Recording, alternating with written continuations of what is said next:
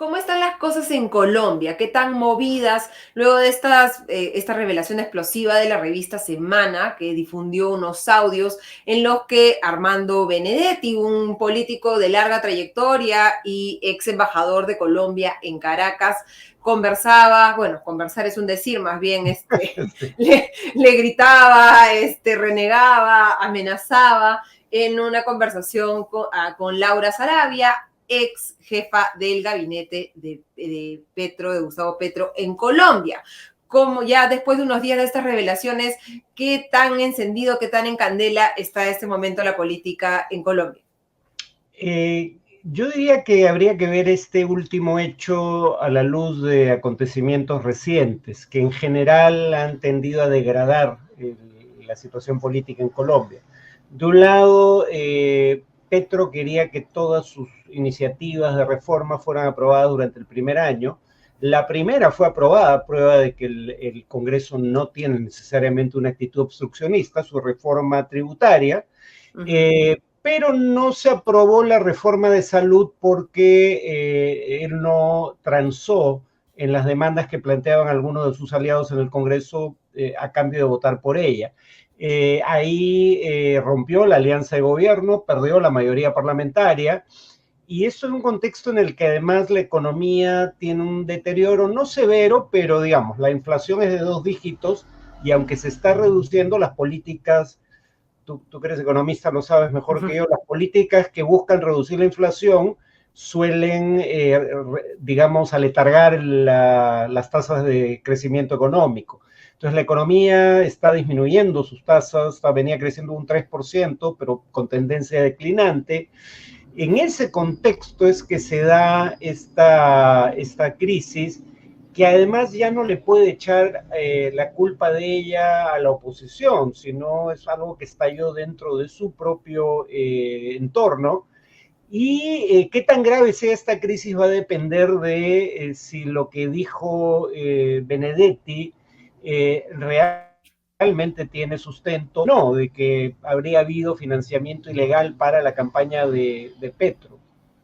Porque la frase es, abro comillas, nos hundimos todos, nos Uh-huh, acabamos todos, nos vamos presos, cierro comillas, uh-huh. es lo que le dice Benedetti a Sarabia en esta conversación, en un contexto además en el que ya había habido una revelación sobre Sarabia cuando era jefa de gabinete, de Uh-huh. un caso que es claramente indignante, cuando la niñera de su hijo denunció en la revista Semana que había sido obligada a someterse a una prueba de polígrafo por un dinero desaparecido en la residencia de la ex jefa de gabinete, información que de acuerdo con periodistas había sido difundido por el propio Benedetti, que hay que explicar, tenían una relación bastante cercana, ¿no? Sarabia llega al gobierno de Petro a través de Benedetti, Benedetti había tenido una importancia superlativa en la elección de Petro en Colombia. No es, digamos, cualquier dos personas que tienen una conversación telefónica.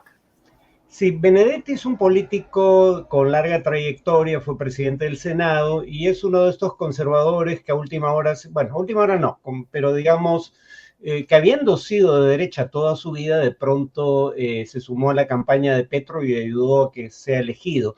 Y claro, la paradoja aquí es la siguiente, que Sarabia había sido su secretaria personal por 7 años, y él creía que él merecía un puesto más encumbrado que ella, pero dado que él tenía cargos pendientes en la justicia por los que debía responder, no se le dio un puesto más prominente, y vaya, se hizo bien Petro, porque, digamos, yo puedo llegar a tener alma de camionero en algunos momentos de mi vida, pero incluso a mí la procacidad de Benedetti me llamó la atención, y después su descargo fue nuevamente un bolero cantinero. La rabia y el trago me hicieron hablar de más, ¿no?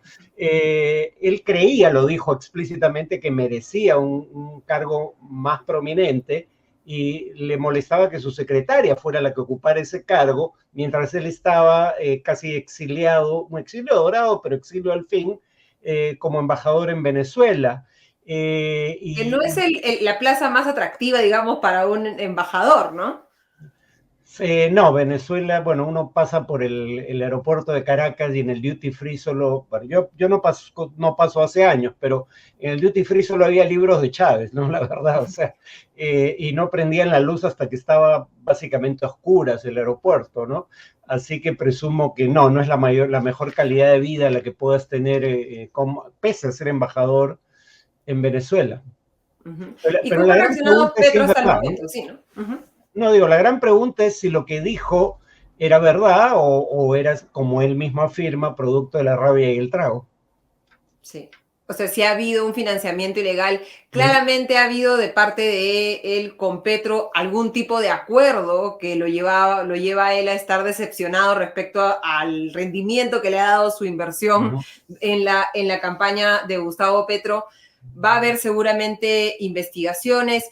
¿Cómo ha reaccionado hasta el momento?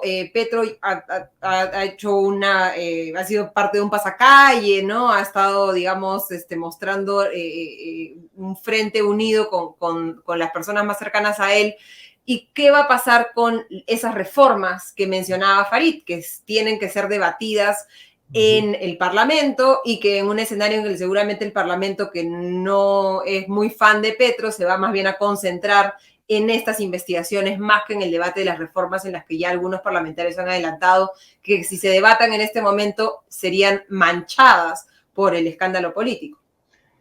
A ver, en favor de Petro habría que decir algunas cosas dentro de un contexto en el cual es un personaje que simplemente se resiste a oír a quienes no piensan como él, ¿no? Pero digamos, esa proclividad paranoica tiene algún elemento de verdad en una Colombia en donde dirigentes de izquierda, dirigentes sociales en general, la mayoría de los cuales eran militantes de izquierda o cercanos a la izquierda, son asesinados sistemáticamente.